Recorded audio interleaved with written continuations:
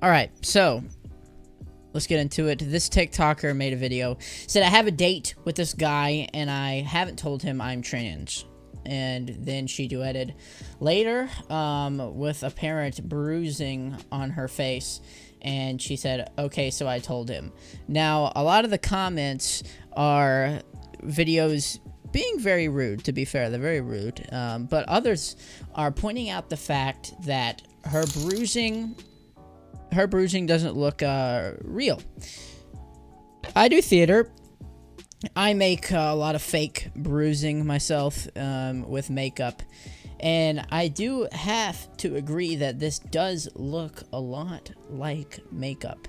Now, I was curious. I wanted to give her the benefit of the doubt. I wanted to give her the benefit of the doubt. Be like, well, you know what?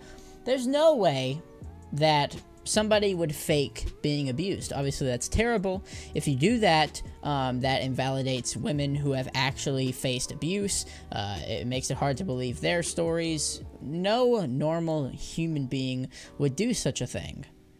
Well, I scrolled up one video on her TikTok page, and there's no bruising. So I felt a little betrayed, I'm not even gonna lie, because there's more videos on her page, and there's also no bruising there, and she tried to make another video saying that she had bruising later on. Again, it looked really fake there, and so basically, I think we can infer that this person is not telling the truth and not being completely truthful about being so-called abused. And I have my reasons. Number one, the bruising looks fake. Number two, the bruising doesn't appear in later videos.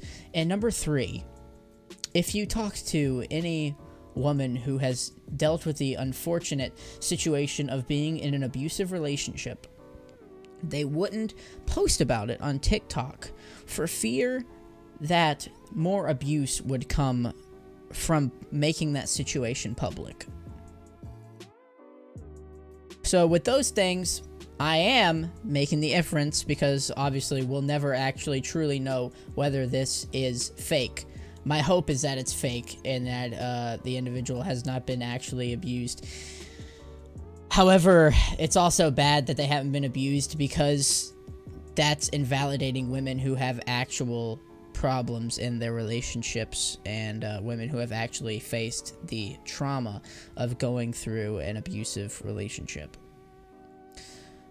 It is a terrible, terrible thing to do, because it invalidates those women, and it can also harm your so-called abuser's life, because you've accused them of being an abuser when you weren't. I think the unfortunate truth is that this individual was looking for TikTok clout, because this is the type of thing that does blow up. Unfortunately, they got called out because the bruising looks really fake. Actual bruising has, you know, yellowness on the outside, and it just doesn't look like that. If you've actually ever been bruised on the face, it doesn't look like that. It looks really, really fake.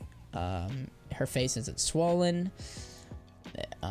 It looks a little, you know, blotted. It's really heavy in one area, and it's like heavy, and it doesn't fade at all. It doesn't look like a true bruise. If you look at true bruises, such as the photos of Rihanna after facing the abuse of Chris Brown, that's actual true bruising. I'm not saying go look at that, but I'm saying that's actual bruising. It looks nothing like this. The face is swelling, and apparently if this was recent, then your face would be, it would stick out.